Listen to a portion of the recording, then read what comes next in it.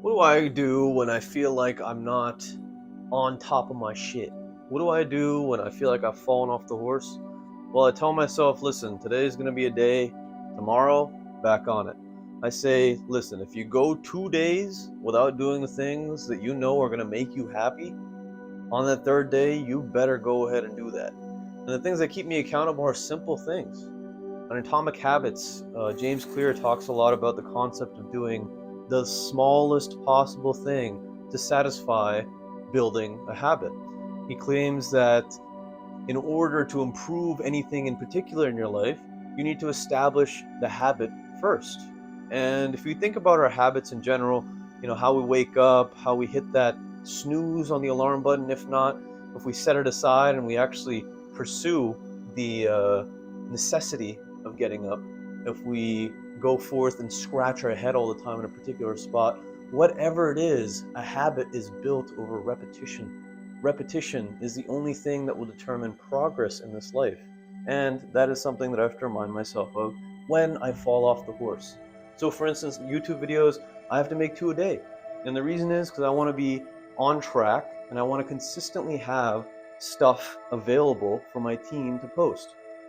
It's very, very important to have that level of consistency to not only build trust with the people you're working with, but also build trust with ourselves.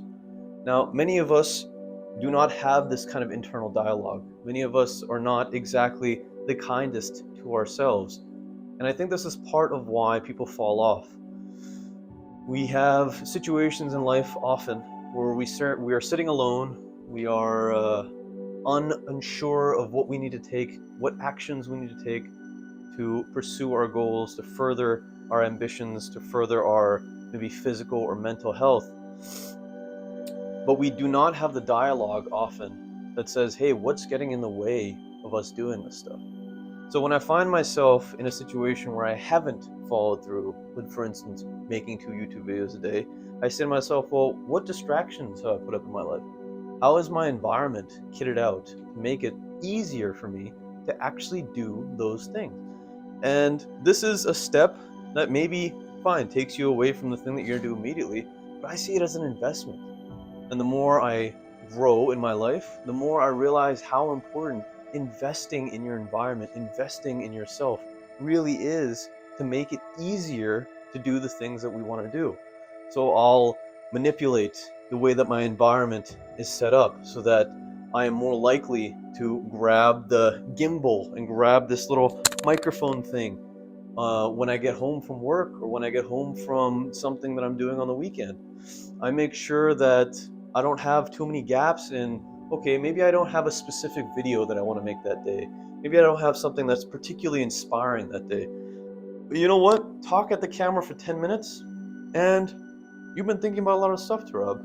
You could probably give someone on the other side some sort of value, some sort of perspective.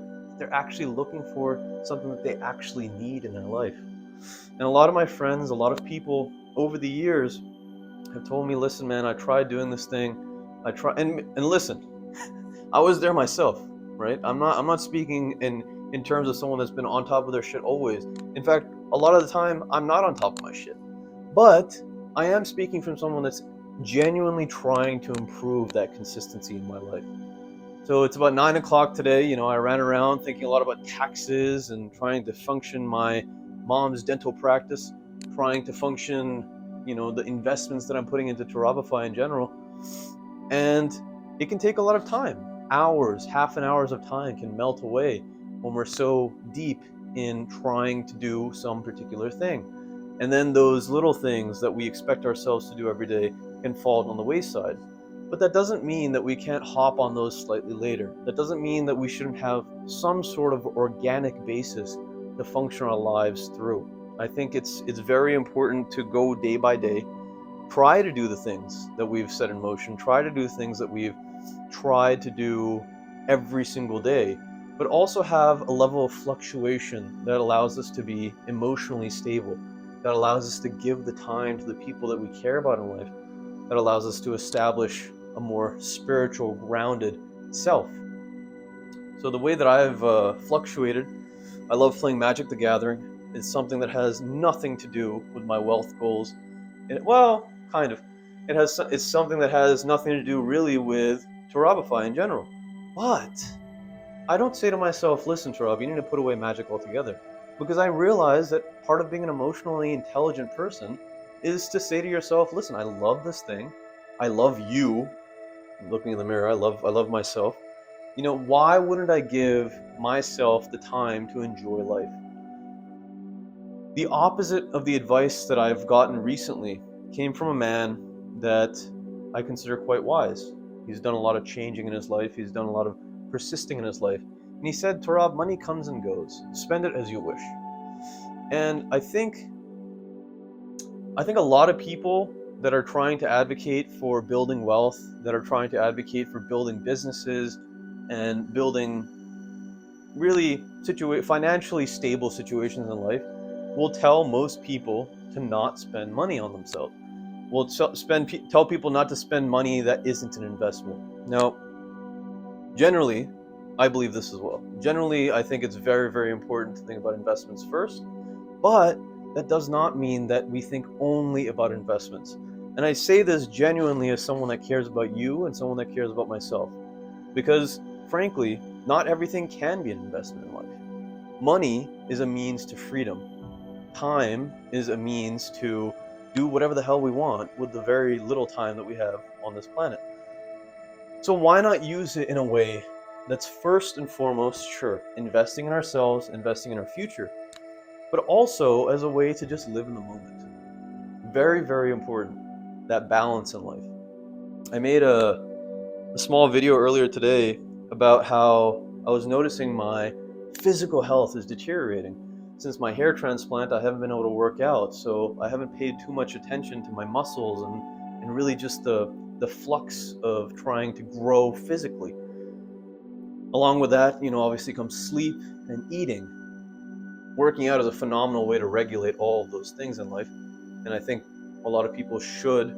I think every single person really should be working out either daily or at least 3 to 4 times a week.